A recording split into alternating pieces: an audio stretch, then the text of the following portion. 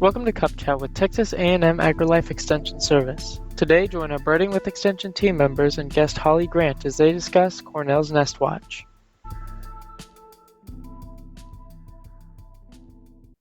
All right, everybody. Well, it looks like we are live. So first off, want to thank everybody for joining us this morning on Cup Chat and Birding with Texas A&M AgriLife Extension.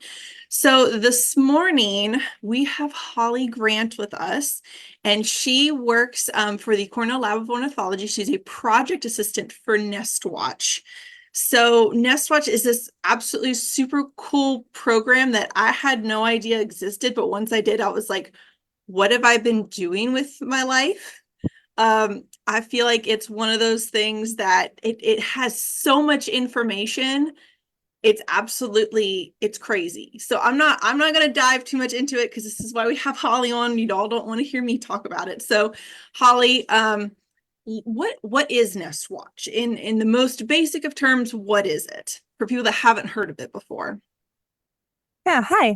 So NestWatch is a citizen science project or community science project that is based out of the Lab of Ornithology. And basically, people all over the world, if they find a bird's nest, they can monitor it, record information like, you know, what the species is, how many eggs, how many young, when do the eggs hatch? When do the birds fledge, right? All those little pieces of information can get entered into a form that's on our website, and then it gets submitted into our database, which is open access and available to researchers. So right now we've got over 600,000 nest records that people anywhere in the world can just download our Excel sheet and you know use that in their research if they like. And we've got some more, aggregate data tools as well for the average person who just wants to explore data without doing all the analysis and stuff. So have a very busy job. If you have what was over, I'm going to say over 600,000 little pieces of data. So how long has NestWatch been going on? Since you have that much data, I'm assuming it's been going on for quite a while. Yeah, so this is kind of the cool thing. NestWatch has gone through a few different iterations, right, before it is the project we know today. It started in 1965, a version of it, in 1965 called the North American Nest Record Card Scheme, or I think something, or Nest Record Card Program, something like that. Doesn't roll off the tongue quite as nice. Right, it's a long title. But basically people back then, we'd have these little index cards that people could fill out. They find the nest, they'd fill out all the information and mail it to us. Well, we ended up getting, I think, somewhere around 300,000 of those by about the year 2000. So back then, researchers had to come to the Cornell lab, open up the drawers, pick out the ones they wanted, copy over the data to do any sort of analysis on it. And a side note here, we just started a program in 2019 on the Zooniverse platform to help transcribe all those cards, and we are on track to finish transcribing them this year. So, oh wow! So wait, when did you say you started that transcribing process? 2019. Oh wow! So that's a lot Big of data. Pandemic activity. Yeah. Yeah, that's oh my goodness. Okay, Yeah. I'm assuming and that's also crowdsourced, so that wasn't okay. just us. Yeah. I was gonna say that would be, oh my goodness. I could only imagine having to sit there and just all day, every day, just transcribing records. And yeah, we've got an awesome team of people, of volunteers on Zooniverse that have been helping us with that. So that's good. and I do have to say, I can't, some people's handwriting, I feel like handwriting has gotten worse as time has gone on. People don't, penmanship's not a thing. So I can bless those people for being able to sit there and trying to sit there and be like, is that an A or is that a U or what letter? There's a whole process on Zooniverse for multiple people look at it. They kind of use an average of a bunch of people's interpretations. But yeah, so after that point, it went through a few different name changes and a few different focus changes. Sometimes they focused on just nest box birds. But in 2008 is when NestWatch really started. It's, open to all birds all over the world and any nest that you find. So cup nests, nests you find in cavities, nest boxes, whatever you like. So y'all have data from all across not the United States, literally all across the world. Y'all have nest data for it. Yeah, so it's about, I think this year we just pulled the numbers. It was about 42 different countries in 2023 that submitted Wow. data, mostly US and Canada, Mhm. obviously, but we do get some. I think the top country was Mexico and Spain and Portugal and the UK this year. But sometimes it's India, sometimes it's Indonesia, sometimes it's Bermuda. Um, so we've got a lot of countries. And see, I had no idea that I learned something new this morning. I thought NestWatch was strictly limited to North America, and I didn't know that we went across seas. Y'all Yeah, went across seas. we're trying to expand a little more. We translated our app into Spanish this past year, so that's going to help it reach a little more, I think. And we're on track to try to update our website to be Spanish as well.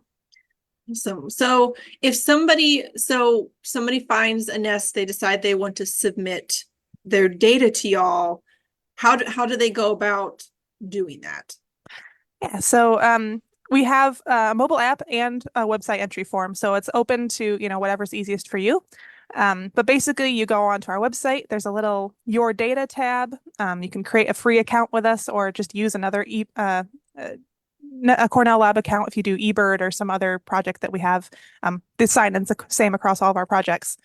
And then we've got there's a few different steps to enter a nest, but we've got FAQ, we've got some things. You can always email us and we can help you figure it out. But basically, you tell us where the nest is, and then you've got options to enter a nest attempt. So that's an attempt at a bird nesting, right? So when a new clutch of eggs is laid, you start a new attempt, you report on that clutch of eggs until it meets its end, whether that's a fledge or something not as successful. And then you conclude it by telling us what happened. And then you can start a new attempt or, whatever you like. It all depends on what you find. Very cool. So so obviously, like literally anybody can submit their data to NestWatch. Is there any so you really don't need any sort of background or really need anything to participate in NestWatch? Like literally anybody can do it. Yeah, really. We definitely recommend, if you've got children, make sure you have an adult with them. But we do also have the code of conduct that we make sure everybody reads through and does a really short, easy quiz on, just to kind of make sure that people are aware of all the risks that are involved with monitoring birds as well. Obviously, birds are protected by the Migratory Bird Treaty Act. Mm-hmm. So when you're checking nests, you don't want to be touching them. You don't want to be taking them out of the box, that kind of thing. Just kind of a quick peek and then leave it and then, move on. But we've got our code of conduct goes through a bunch of different tips on how to reduce disturbance to those birds as much as possible while still collecting the necessary data. So, for example, we tell people only check the nest once every 3 to 4 days, because if you check every single day, that's going to stress out the bird. If you're scaring the bird off its nest every day, it's eventually going to be like, okay, this isn't worth it. I'm going to leave. Right. So but every 3 to 4 days has been kind of this, all right, we're checking it often enough so that we can kind of tell what's going on in the nest without scaring the birds away. Excuse me. And that is research based as well. So there's not supposed to be any effect on nesting success if you check that often for most songbirds.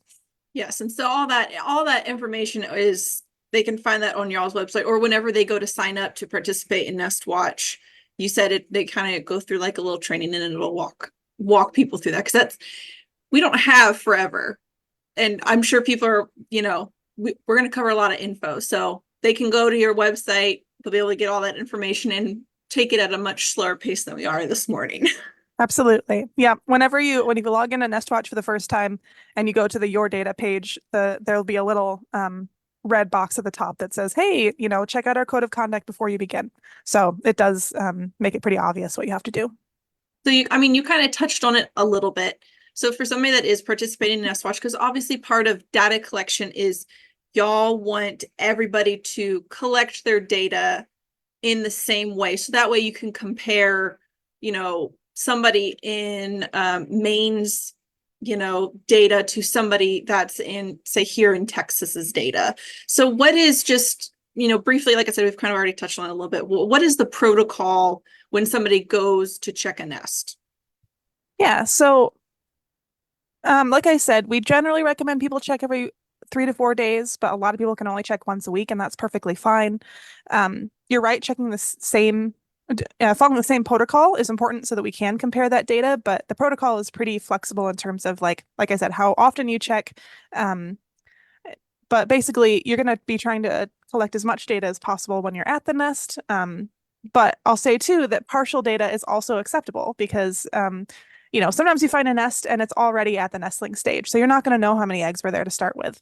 Maybe it had 5 eggs and you've only got 3 nestlings, but you don't see those other 2 eggs because, either a predator gobbled them up or they didn't hatch or, maybe they did hatch and something happened. Who knows?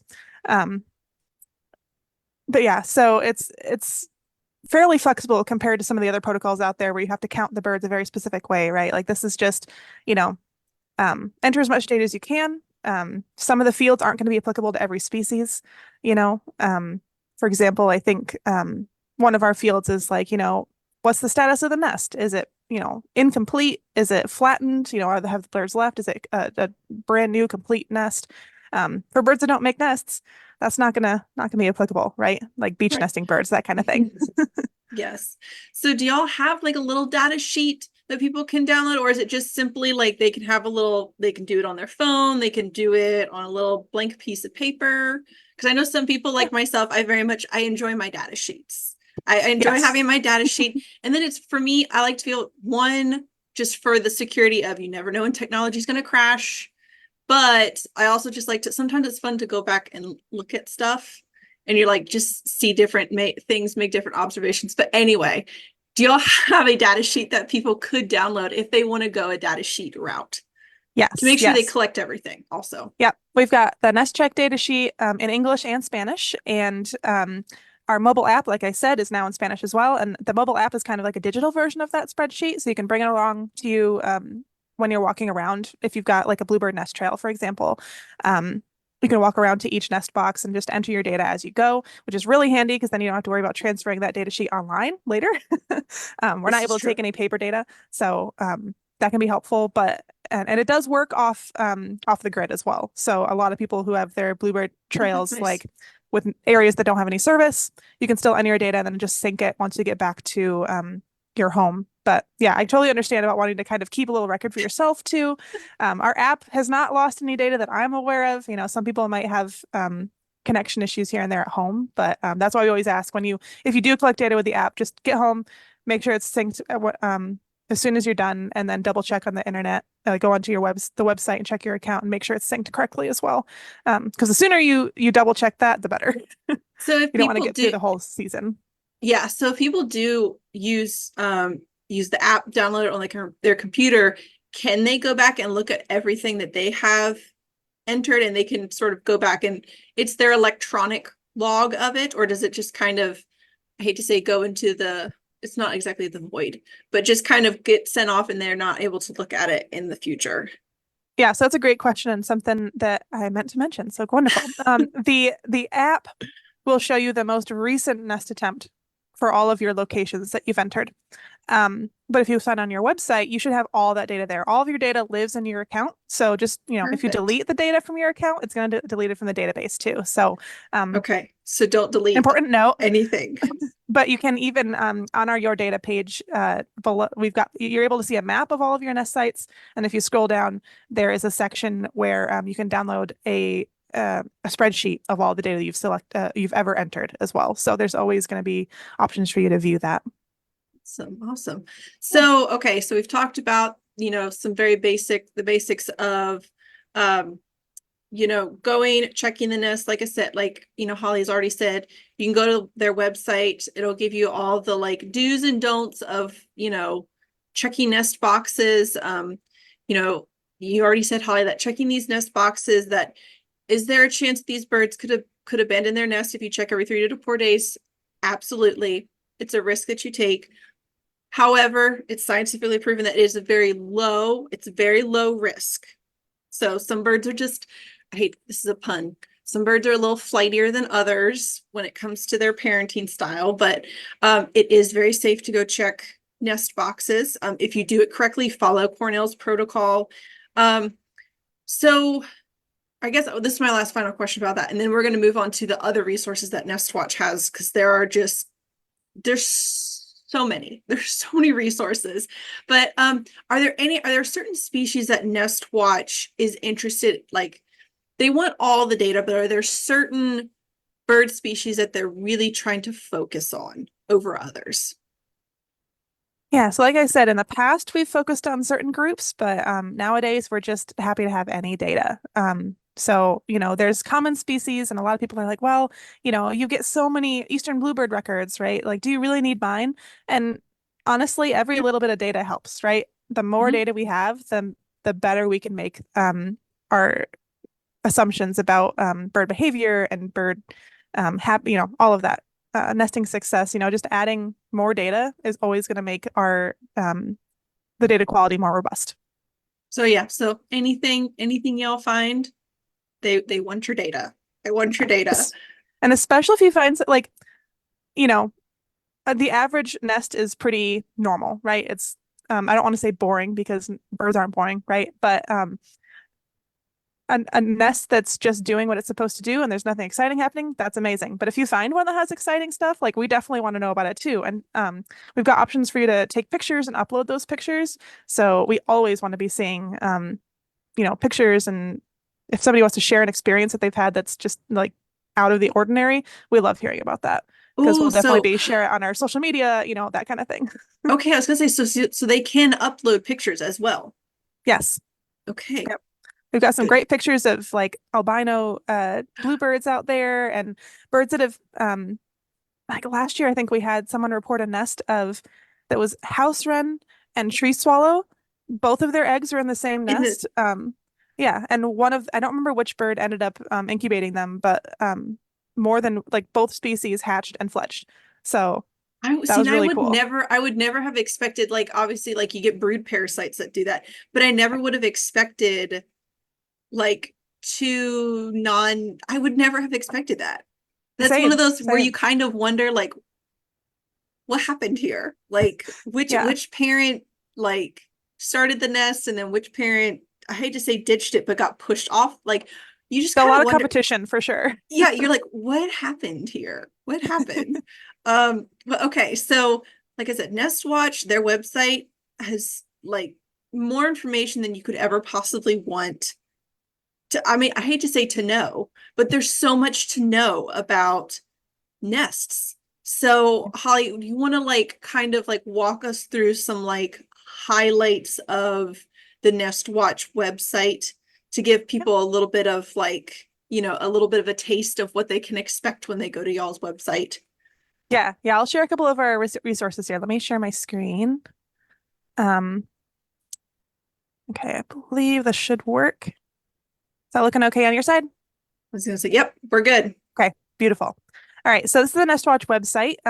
We have a bunch of different birds that cycle through this, so you might not always see the wren on the front page there.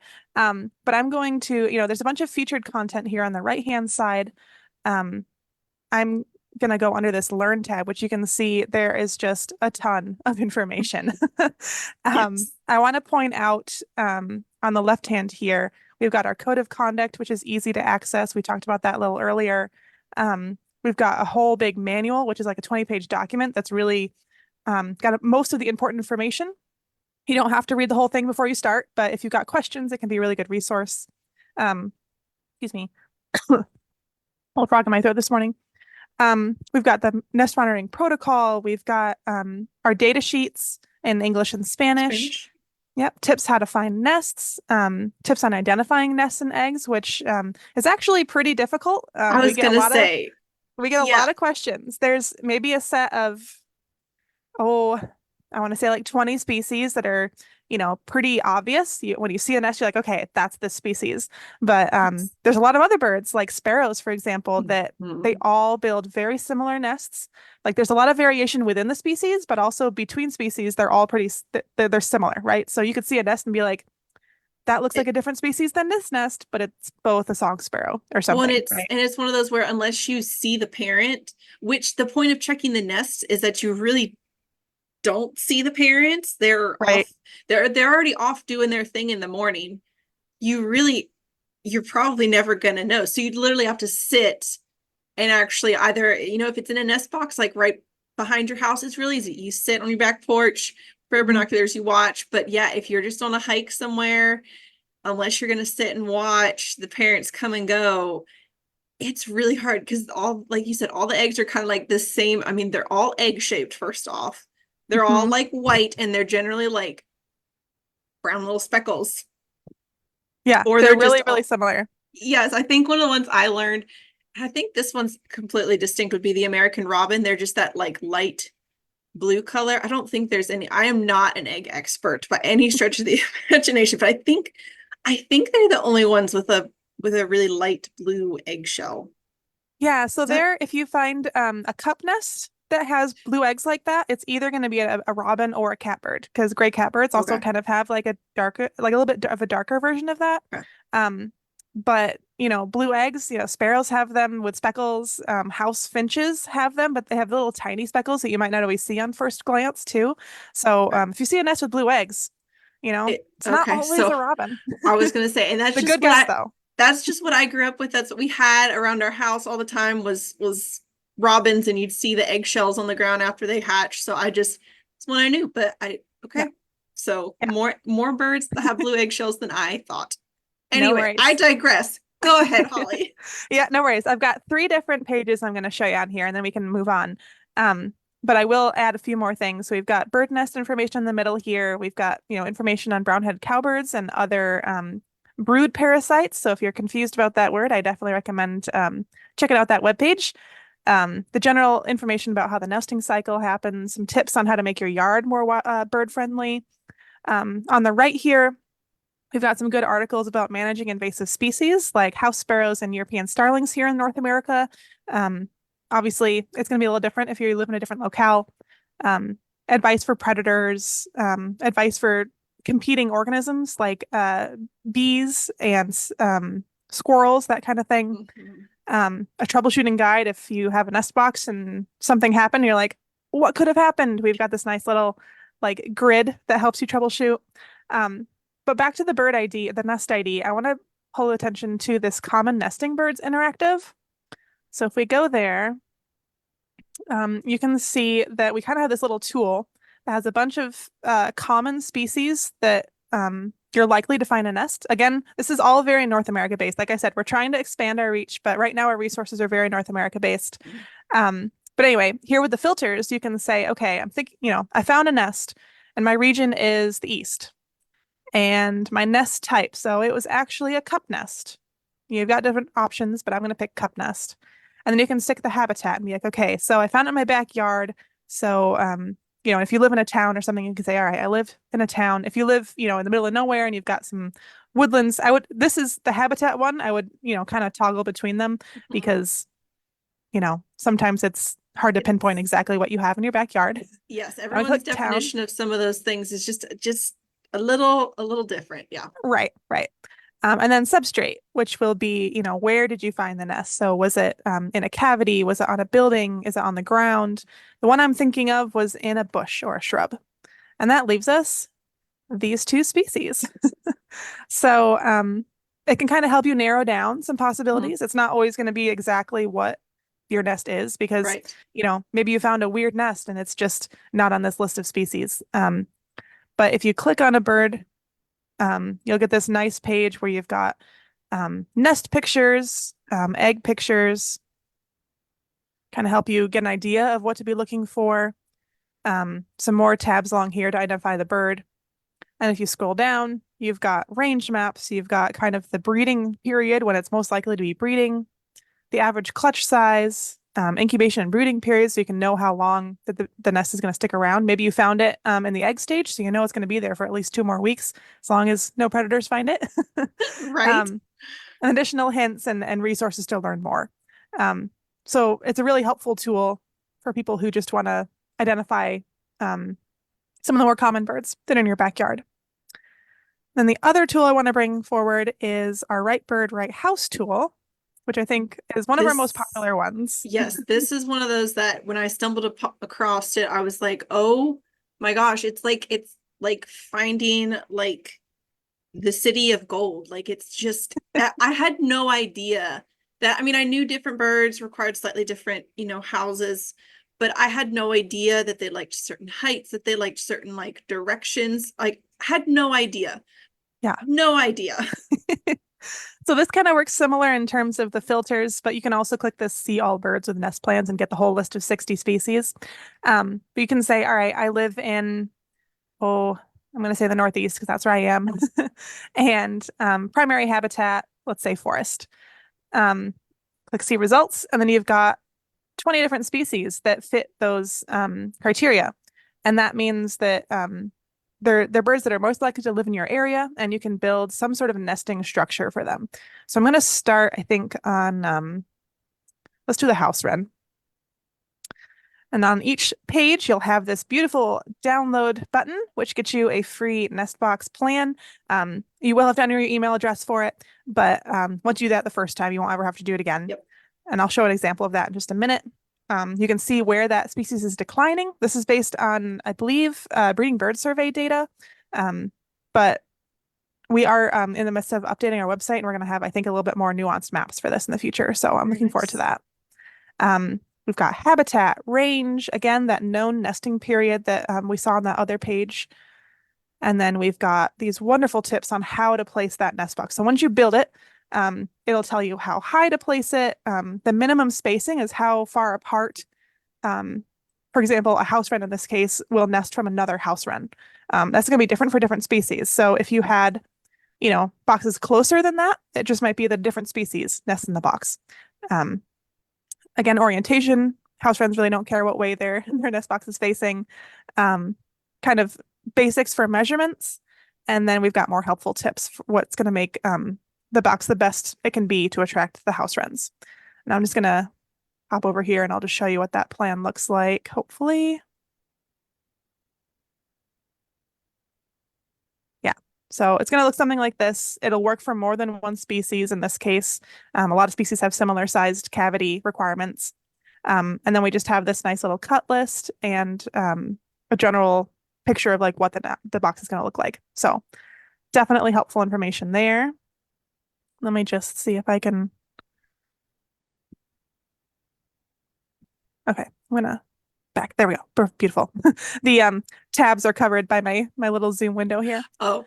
All right. And then the last thing I want to show, because I know our time's getting short here, is features of a good birdhouse. Yes. So features of a good birdhouse is a bunch of tips on how to make your nest box the best it can be for birds. These are general tips. They are not specific to any one species. But we have things like, make sure you use untreated wood. It's something that's not imbued with fungicides and pesticides and all that kind of thing. Recessing the floor a little bit and having drainage holes so that when it rains, it's not going to, fill up with water. Yes.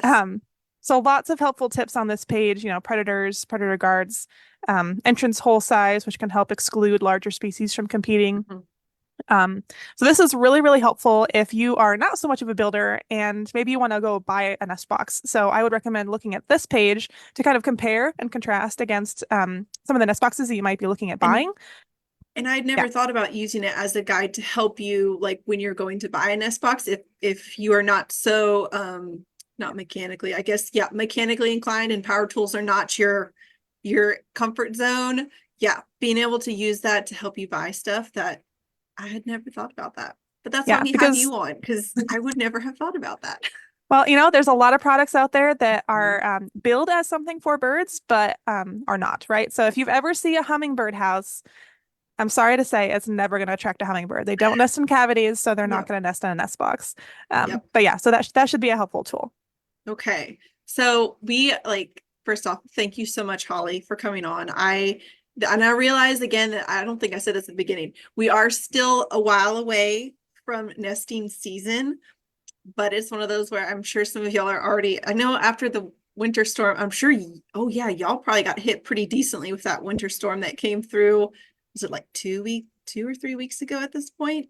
Yeah, it's been a bit more of a mild winter this Okay. year, weirdly, but we have definitely got some snowstorms through.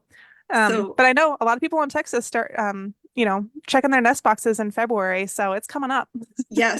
But yeah, what I was saying is, before I got sidetracked, goodness, it's just one of those mornings. But yeah, we're still a while away, but figured I wanted to get this on everyone's mind so everyone could start, thinking about this, maybe putting up some nest boxes before, our migrants arrive. But okay, my final question for you, Holly, and this is what we ask. This is our yearly question that we ask all of our guests is, so what is your favorite place to go birding? Oh. So I love birding a lot of places, but probably my most frequently visited one is Montezuma National Wildlife Refuge. So where we are in Ithaca is at the bottom of Cayuga Lake, and Montezuma is at the top of the lake. So it's about an hour drive away, but it's a beautiful place to go in the springtime. We get rafts and rafts of all these different kind of ducks that come through. There's a beautiful wildlife drive you can drive along and just see so many different marsh species. So I have a lot of fun there, and I also love traveling to go birding too, but I could be talking for a long time if I start that. So I was going to say we would need a whole other half an hour for that, but we Right. don't have that. Everyone needs to get off to work this morning. But again, Holly, I greatly appreciate y'all.